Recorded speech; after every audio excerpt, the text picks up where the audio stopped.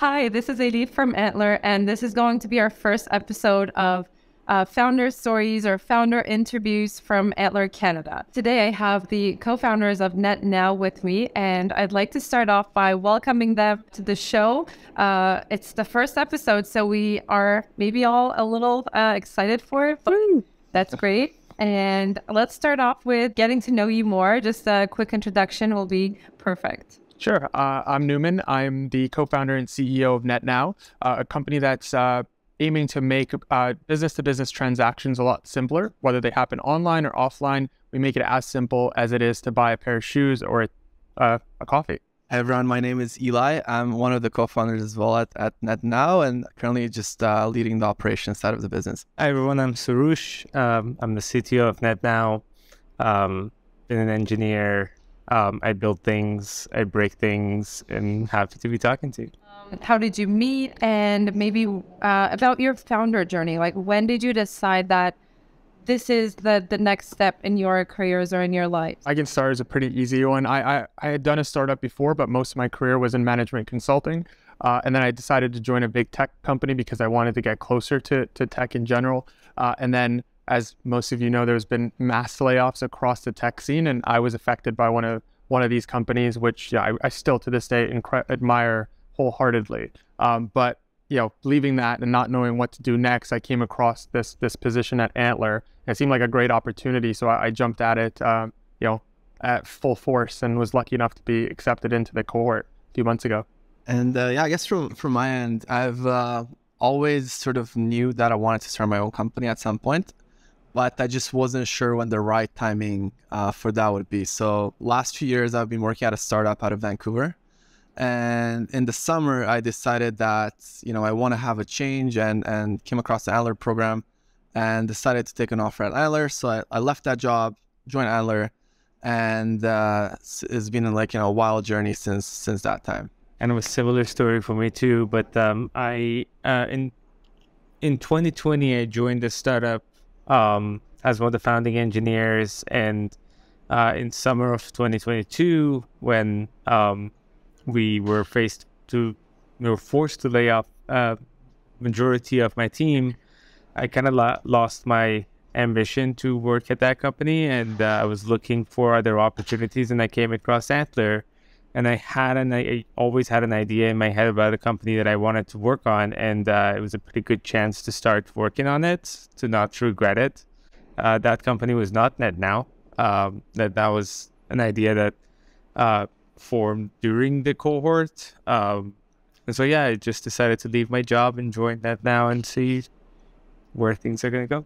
I'm always curious about how people in the founder's life actually react to this decision, because it is a huge decision. And sometimes we receive some objections from our families or partners or friends.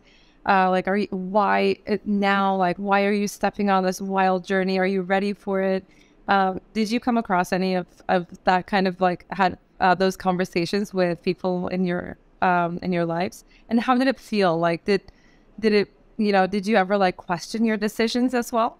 I could start on that. So I come from a family of, I would say, where entrepreneurship is something that is, sort of within the family. Mm-hmm. So even my great grandparents, they had an alcohol distilleries, and then, it got sort of, taken over by the communists. There's some, negative history there, but, within my family, there's a lot of people that are doing entrepreneurship and have businesses. So when I told my family that I'm, quitting my job to join a company, it wasn't any shock. There was why didn't you do this earlier type of thing. So it's something that was sort of very much encouraged in my family. That's awesome. That must have been quite a positive experience. For me, it was a bit of an interesting journey, because it's always pretty scary to tell your parents that, just got laid off and you don't know what you're going to do next. So I was able to frame it in a pretty strong positive light, saying, telling my mom that this is, convincing her this is almost a blessing in disguise, and that I'm actually very excited for it. And I think she really jumped on the fact that she could see the excitement in my eyes, and she hadn't seen that so much so in my time, maybe when I was a full-time employee. So she was incredibly supportive, and so was my partner. It's been great so far. I came from a family of comfort first. Do not take risks. Don't start your own business. Don't take any steps out of what is known. So I always was following that path. And then I have people around me that started their own startups, but they're usually stories of failures, which were interesting to me. And I started talking to them about this. And even though the startups failed, they were telling me this is the best decision you're going to make. You're going to enjoy this process as much as you can imagine. The highs are going to be really high. The lows are going to be really low, but you're going to work on something that excites you and you should do it. And fortunately, when I decided to change my job, I was in a place in my life that I had some financial security. I had like stability around me in life that I could take a decision to risk things for 6 months, a year. It was a calculated decision to work on something that I want to work on without knowing where it's going to go. And a loving partner that also encouraged me and said, you know, we're in a good place. Why not give it a shot? And if it doesn't work, it doesn't work. So I want to talk about the one point that you mentioned there in terms of the financial stability or the security that you had kind of allocated for this journey.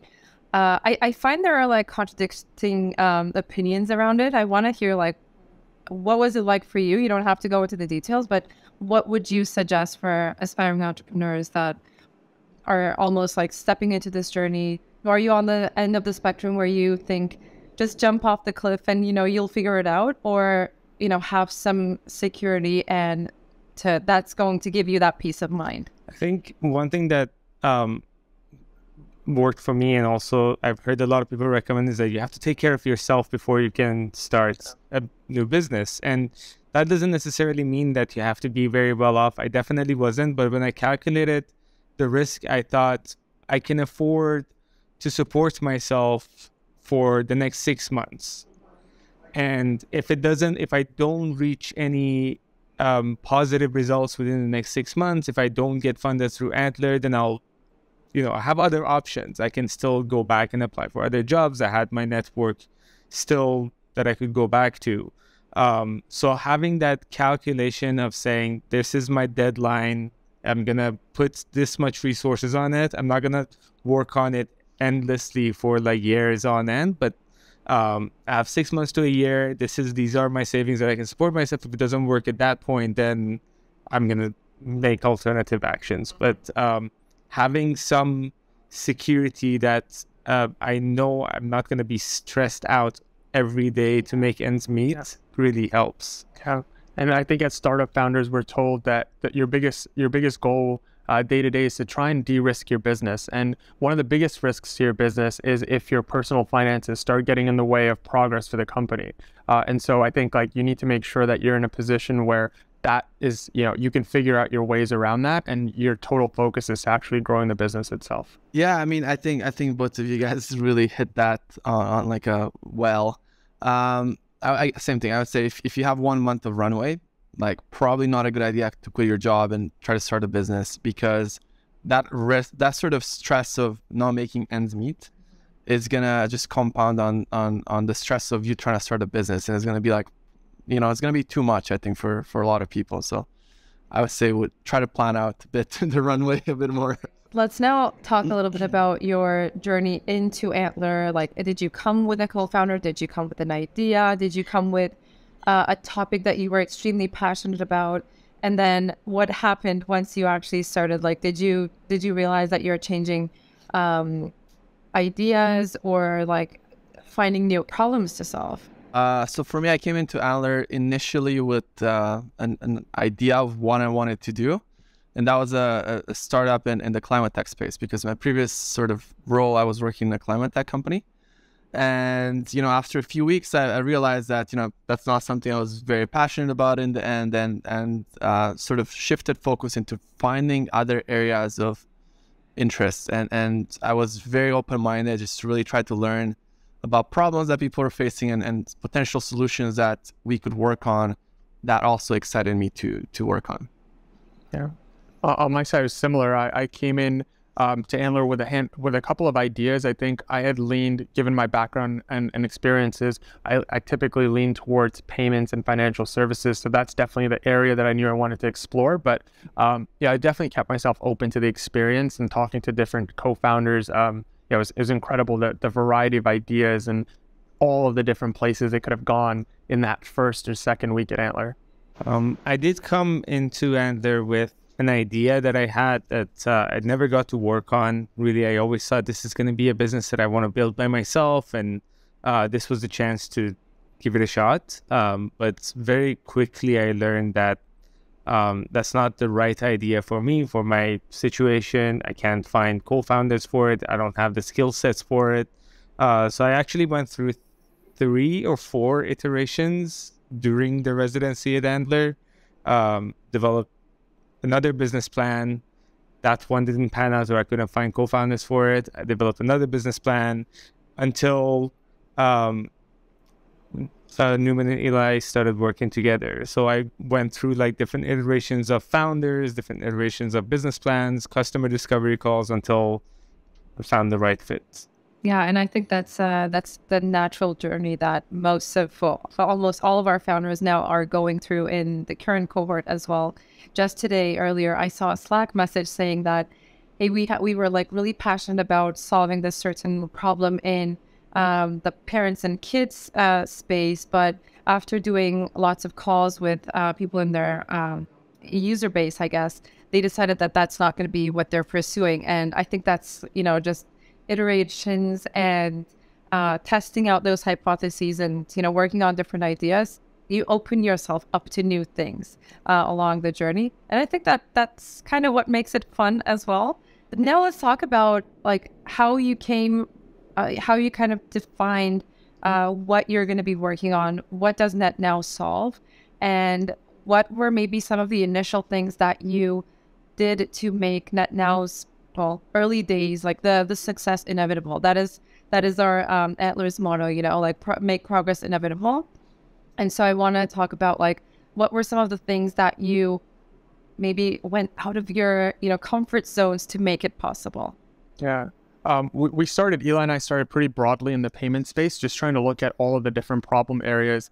And we were narrowing in on, just business to business transactions as they exist between, two companies online today. And it wasn't until Eli walked in one day with a handful of papers, and he looked pretty stressed out. And essentially he was helping his parents, who own a company, run a credit application to work with a new supplier. And this was all just so he could get his parents to purchase with this supplier. And that was kind of a light bulb moment for both of us, because based on how stressed he looked and how much paperwork he had, we knew there was a way to kind of simplify this process. But we wanted to figure out if this was a very particular specific problem, or if this occurred within particular industries, within certain kind of customer segments. And so what we did was went out and just spoke to as many customers as we possibly could. So we reached out to businesses, large and small, and asked them, do they offer credit accounts, or do they allow their customers to pay in 30 days and 60 days and 90 days. And we got a variety of answers. But the common theme across all of this was the process to get net terms or to be allowed to pay a little bit later was incredibly cumbersome and paper intensive. It was almost apparent after the, I would say, 10th, maybe 15th call that we had with customers. And so we doubled down on that. And that's kind of what led us down this path of digitizing and streamlining that entire process from checkout to underwriting to payments. I can say something on that. Maybe one thing that's really resonated with when I was introduced to the idea was that there are, I think I learned through the iterations that some things that made a team or business plan successful was like, one, focusing on a business plan rather than an idea. An idea by itself might be very attractive in the beginning, but as you start thinking about execution and like what are the resources around me to actually make this happen, you might realize it's not,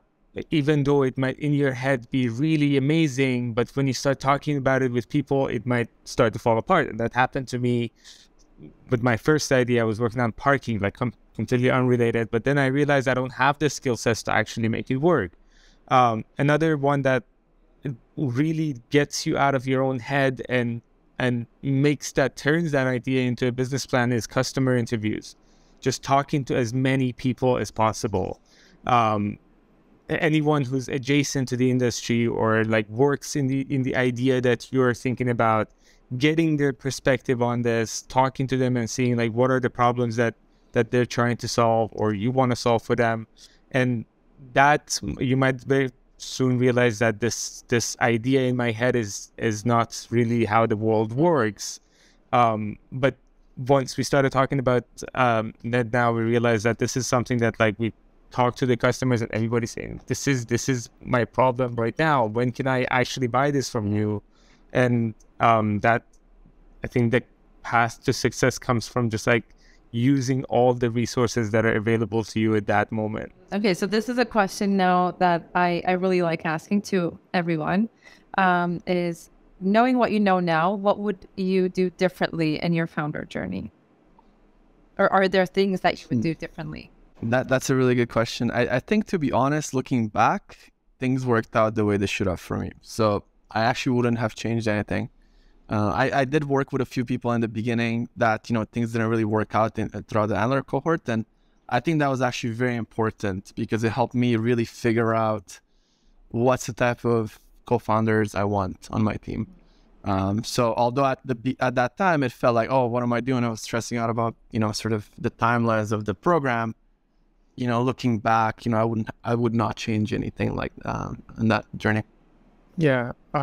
I think on my side, similar to Eli, we are where we are right now. So overall, it was a very successful program. But I think in the first few weeks, I was very much focused on the goal, which was get the funding at IC rather than the process throughout that Antler provides. And so I would definitely recommend just trusting that process for the weeks that you're in there and really leaning into it and doubling, tripling down, like Soroush said, on customer discovery, figuring out what problems and pain points are you actually trying to solve rather than I have a cool idea and a fancy pitch deck and I think I can get funded.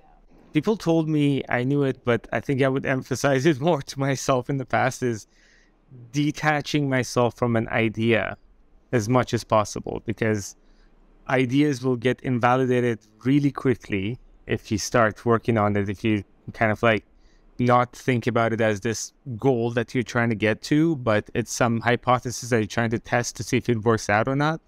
The first few times that ideas got invalidated, also another thing is no one really prepared me for how low things can get at some point. And what do you exactly mean by that? When I really felt what it means to actually detaching completely from the idea, because you are going to find evidence that this is not going to work out, although you think it's a perfect pitch. There's no way it's going to fail. But when you realize that that's not true, the first time that happened to me, I went through a week of really low mood to try to get myself out of it. And so like, I feel like I lost maybe a week of time through the program by just trying to, build myself back up through there, because I didn't have really the mental preparation of how I have to go through that. And it's good you can go through that in a safe environment like Antler, because as soon as you're out of it, you're kind of facing that almost on a daily basis. And so being able to fail at Antler is almost a good thing. If you're not failing, you're maybe not pushing yourself as much as you should be and trying things that are a little bit scarier. Yeah.